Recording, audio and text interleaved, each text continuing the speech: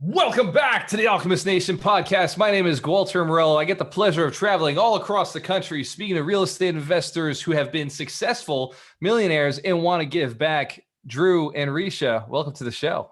Thank you very much. Thank you very much. Thank you for having us. And thank you for helping me pronounce your name, Recia. All good. All good. So how did you guys get started in real estate? You know what? We got started. We laugh about it. There's got to be somebody that relates to this story. I'm telling you. Go ahead. So one day Drew was in his email account and that was when Yahoo was a big deal. And right when he closed his email, all of a sudden there was that banner ad that was advertising a free 3-day class. Or free event. Come to this free event, learn about investing. That's right. And I got excited because it's like, wow, the universe must have just aligned and knows that I'm looking to get into this space because we were, kind of at a stage in our life, we're getting serious and looking at, taking that next step relationship wise. She wanted to buy a house. I had a house. This is like 09. I'm thinking, but I can't sell mine. I'm underwater. I don't even know what to do. So this magical message found me. And how lucky were we to attend a free event that just, sent to the back of the room, drinking the Kool-Aid. I mean, it was hook, line, and sinker right out of the gate. We saw the opportunity, the promise of what real estate investing can build as a new opportunity to build wealth. And we saw it, and it was just so different from what we were doing as far as, a young corporate couple with no kids yet. Right. So we decided we wanted to pursue it. Toe dipping at first and then a little bit more all in later on. Yeah, we started, so as Drew was mentioning, we started as landlords. So that was our entry. A lot of people we talk to now start more on the wholesaling side or more of the active income side, but we got sold into the dream of the passive income and just started there. I love that that's where you guys started because my story is about the same. I started buying multifamilies. I was just like, all right, I want this one. I want this one. And I must have owned 12, 14 houses before I finally flipped something. It's just, I was in it for landlording, and I still to this day have not wholesaled a single deal. I buy from wholesalers, I train wholesalers, I train agents, but not because I want to wholesale, because I want to buy, right? I'm a net buyer. So what is it that you see as the true goal? I mean, you started as a landlord and then you shifted into some other aspects. What are the reasons for each one of them? Well, that's a really great question.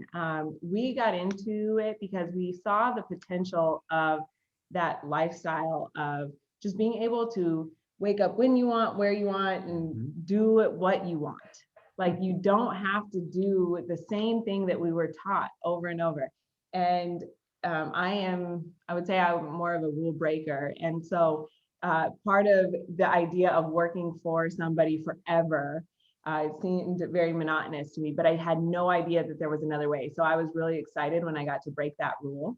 And I was like, okay, here's this path. Like, I see this vision for us. And so we started on the passive side. And then for us, we did not learn how to use other people's money right away. And so we didn't really understand, we were getting bank leverage. And we were— Hey, bank money is the cheap money. It's all right. Nothing wrong with that. It is. And it was wonderful. And it allowed us to go ahead and buy some properties, but it was a relatively slow process for as determined as we felt, or ambitious as we felt, And so then it was, okay, how am I going to actually get out of my job? Because I was the one that really disliked my job.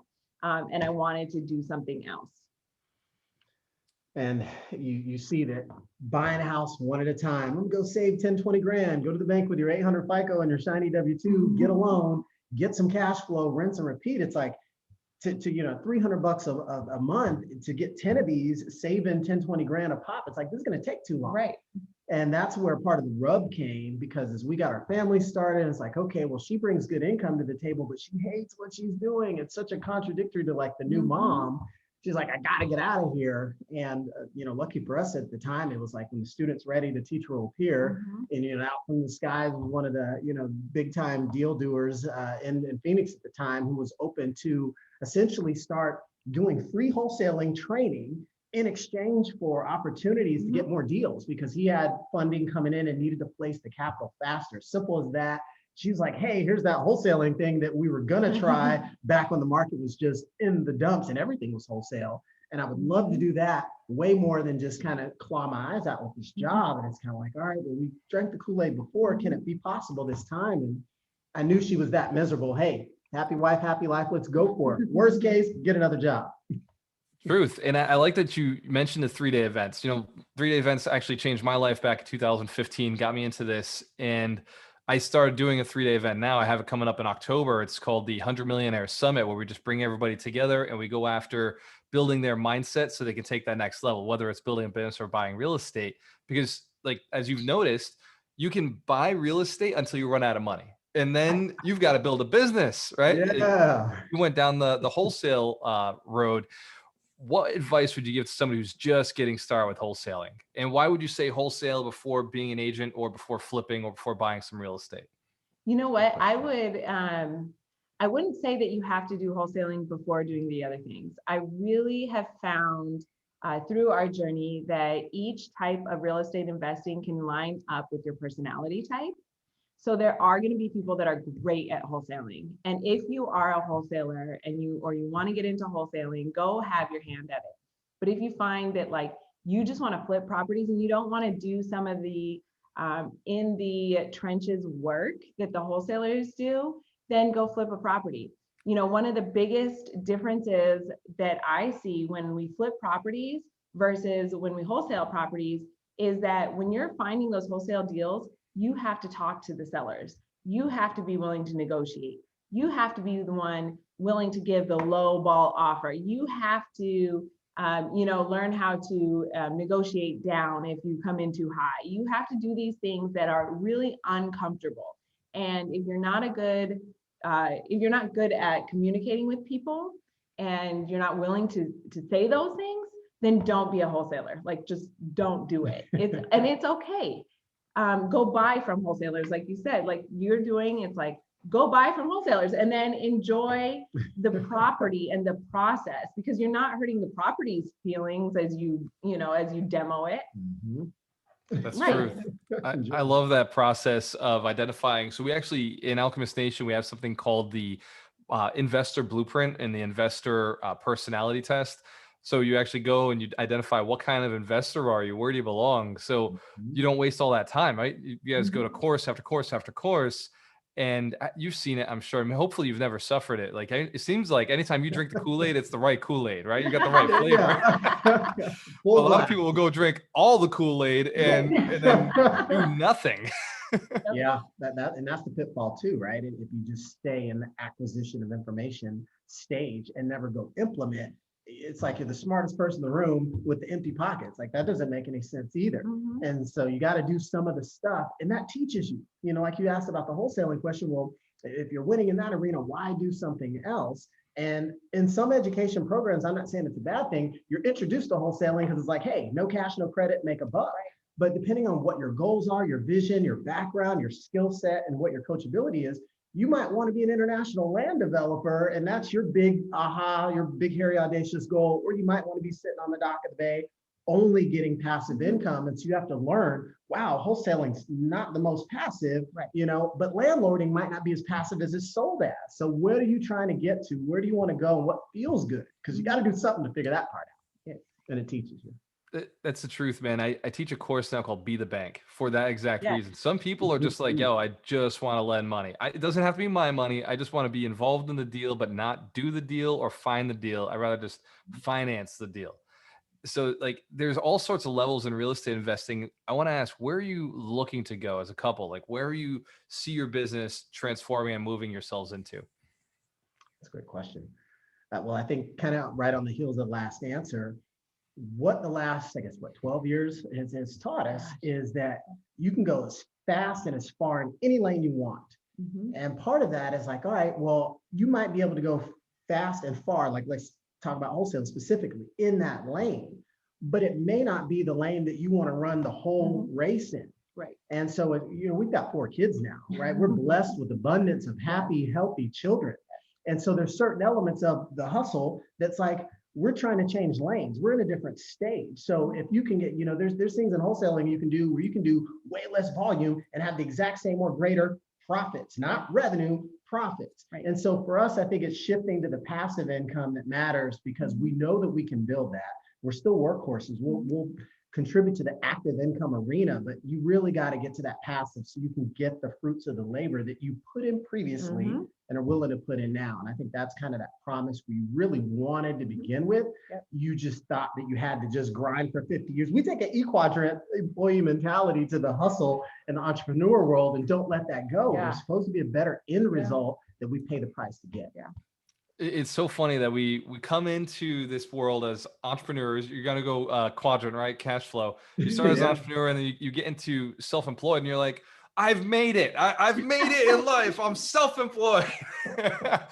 and like one day you just wake up, and it sounds like maybe 12 years later or 11 years later, you wake up and you're like, holy shit, like there's a whole other side of this quadrant. What is this E&I shit? You forgot about it. You learned it at the I'm sorry, B&I, business owner and investor.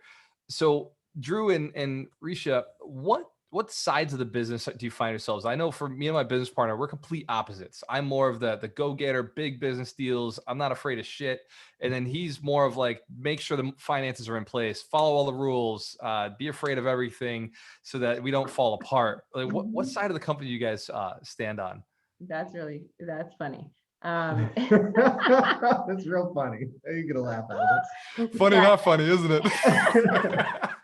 It's funny. I think it's just really great to watch, because Drew and I have really grown into our personalities more, and we've grown in to see how we actually operate now that we are full-time, now that we are only dependent on ourselves and what we produce. And so I am definitely more of the shoot from the hip and let's go for it.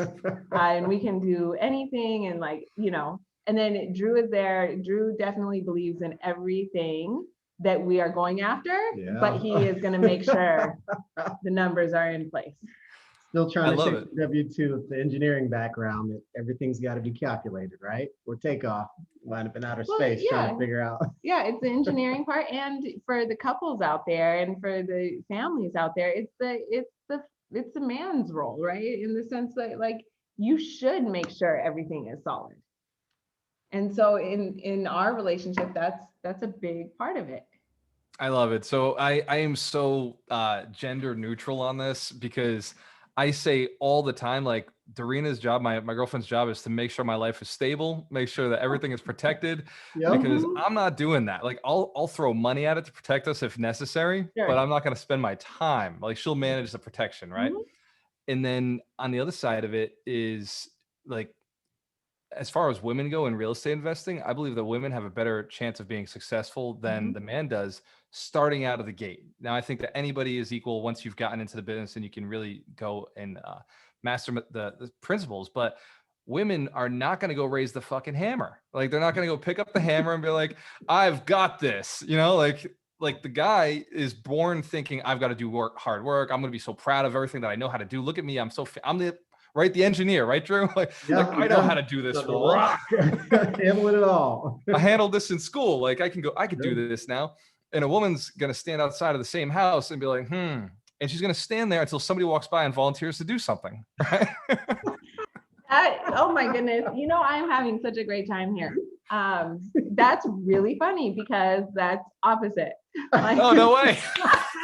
I am going to be the one with the hammer. I will be the one there has been a number of times where he will sit there and go, Recia, we have a team of people that will do this. And she just got her nails done. I'm like, what are you grabbing a sledgehammer for? It's overrated, right? But there's power in it, and there is pride in it. And it is like, you know what? And I was raised like, you can do everything a man can do. And that's not, but like, that is the thing, is like really take control. And so when I got started in wholesaling, Drew held it down with the job, and he made sure that we were stable and that was secure. And I went into this class, and this class was, 30 people, maybe 20 people learning how to wholesale.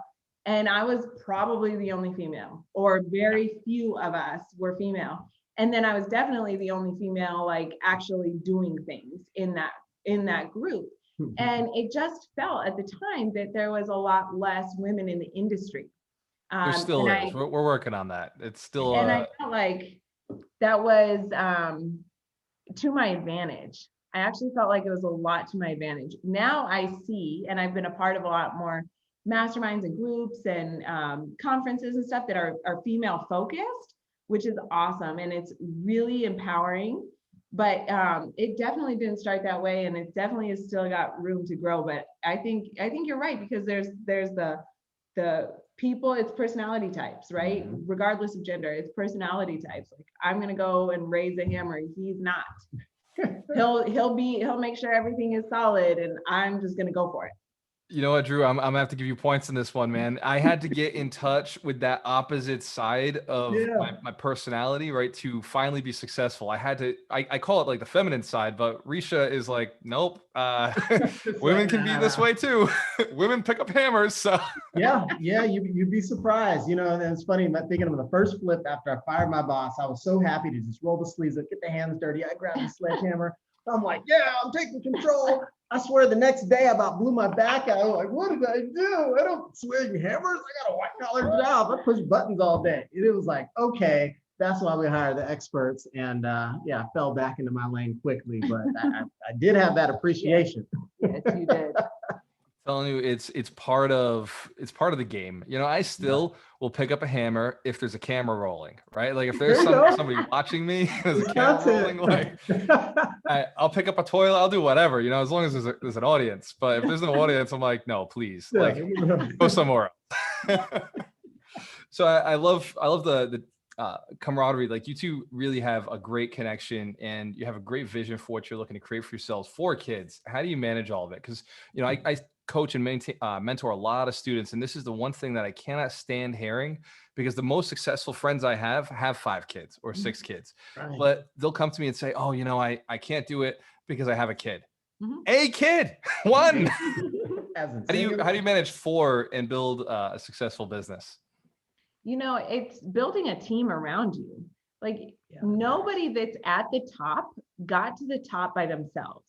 And one of the things we were just talking about yesterday is, isn't it interesting that when we go from being in a job where you get hired and you work for a different company, and you leave that environment and you go work for yourself, now all of a sudden you have this like macho attitude that everybody is against you, and that you have to compete with everybody else, and that you're like this me against the world. And yes, you should be like, you should have that strength to say, you know what, if nobody wants to work with me, I'm still going to the top.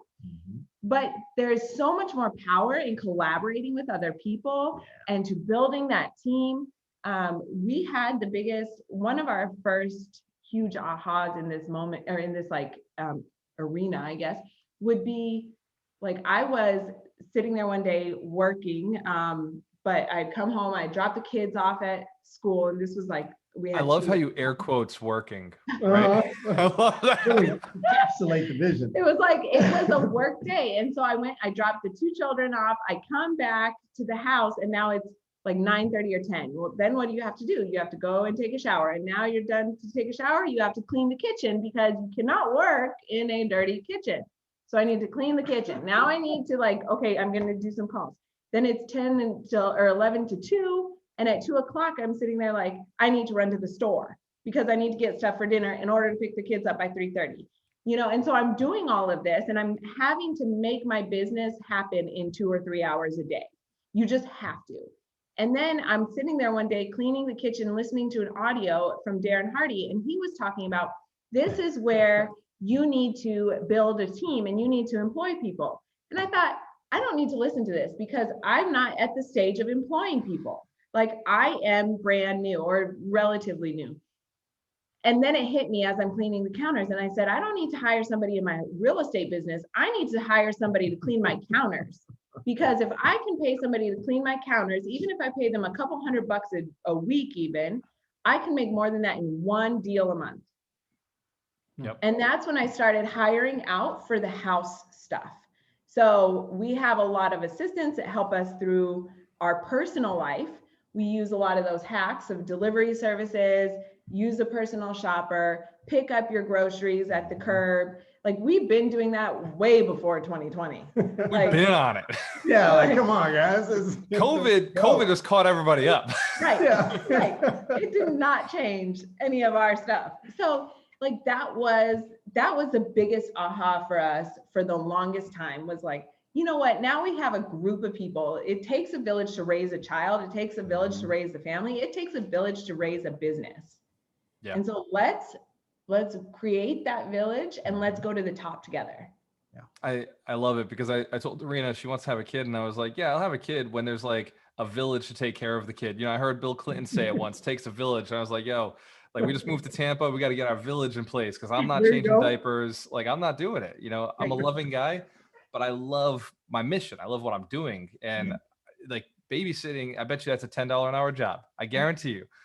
And it doesn't make sense to do all of that. But what part, you know, with your 4 kids is the most important part for you to spend with them? Because obviously you delegate a lot of it, but there's certain pieces that you don't delegate. What are those pieces? I think probably our mealtime I was is gonna one of say the them. same thing. You know, obviously, cooking is a big thing in our household and family time. It's a little traditional, but you know, it's like, hey, family that prays together stays together. So we've got some of those best practices built in as far as how we're able to connect with them. How was your day? What did you learn? How are you feeling? What went well? What didn't go well? Give us more. Let's connect. Let's build a relationship, because so much of this relationship, their childhood is going to be very small, and it's your best opportunity to be able to connect, communicate, and really learn and develop the foundation of that relationship. Because, you know, by the time they're 16, they don't want nothing to do with you. You know, give me the keys, give me the cash, I'm out of here to go hang with my friends. And, you know, there's sometimes some mistakes in judgment that we've learned from other parents that were just hustling too hard, grinding too hard at this little time when that was their window. And when the window's lost, it's gone forever. So just some things you have to sometimes keep in mind. You know, don't lose sight of where you're going as you go through the dips and turns and everything else. Some things you have to keep as your true north. And so the mealtime is probably the biggest. I would say that. And then I really enjoy driving our kids around. Like that for me, I love it. I know that not everybody feels that way, but I really Recia, I have so much respect for you. Like the things you pick are the ones I hate. And Drew's like mealtime, I'm with it. And I have so much respect for people that are different from me. So I love this.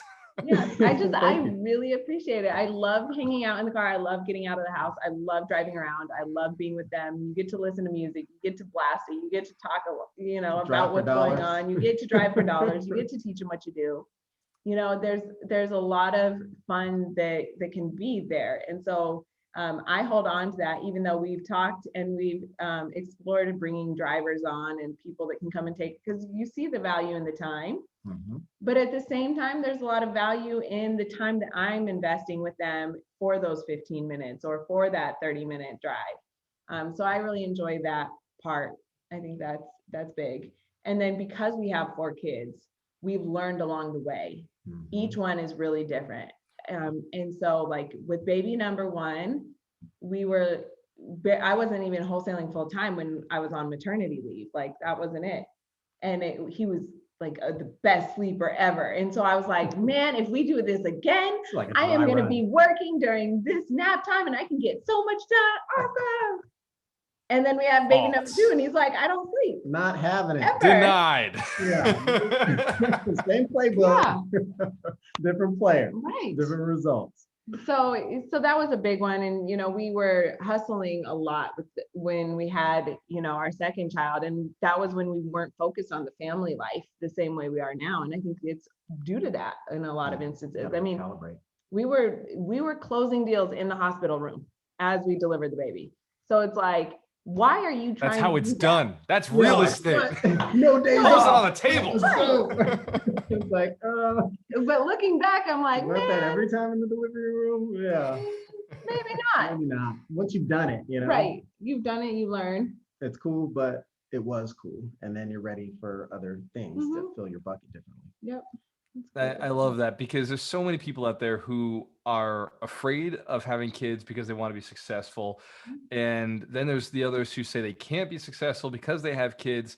I am in the first bunch where I'm like, I'm just going to go make a couple $1,000,000 and then I'll have a baby. And then I made the money. I was like, well, now I need to make $10 million before I have a baby. And, I'll probably aim at $1 billion like in a few years just to be The like, yardstick hey. always moves. Then you've aged out. You're like, I don't think I can really contribute. And then I'm like Angelina Jolie and Brad Pitt, just like, yeah, just bring 7 over. Just bring them over after age 4.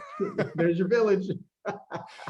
So we got the built-in village concept going. So I know we got to end this, but before we do, what's the easiest way somebody could reach out to you if they were looking to learn more about what you're doing or maybe add value to your business?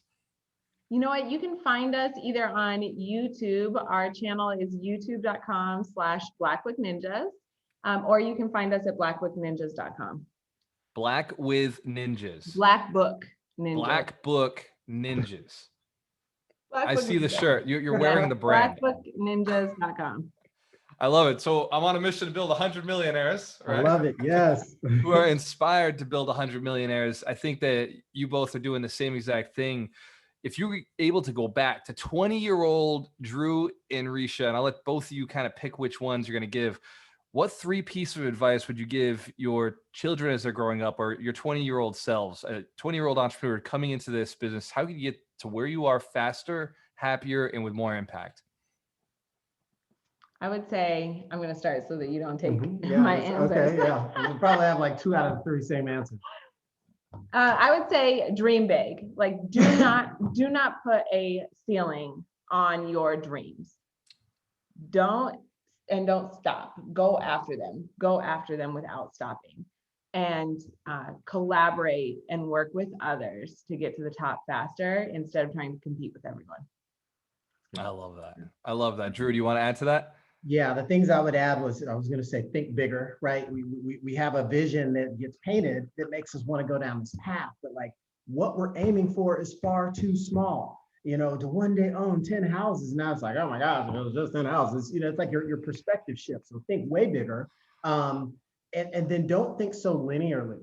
Like 4 green houses, 1 red hotel. We believed in that. And we were doing it. Get a loan, save money, get a loan, buy a house, cash flow, do it again. It's like, there's people jumping in with their first 100 grand and just getting into a part of an apartment building and then get equity and then boom, boom, boom. And they're just accelerating faster. So you don't have to do it. So eeny, meeny, miny, mo, slowpoke version. And then, the third is kind of with that volume or velocity is that, know that it doesn't rely all on you. And the faster you can break that shackle of the and make friends and collaborate with these people, you're going to have that power team, that dream team, that all-star setup of individuals that are like-minded with good core values around you. And that's going to be that magic propellant to help lift you so much faster. So I could have picked that up 20 plus years ago.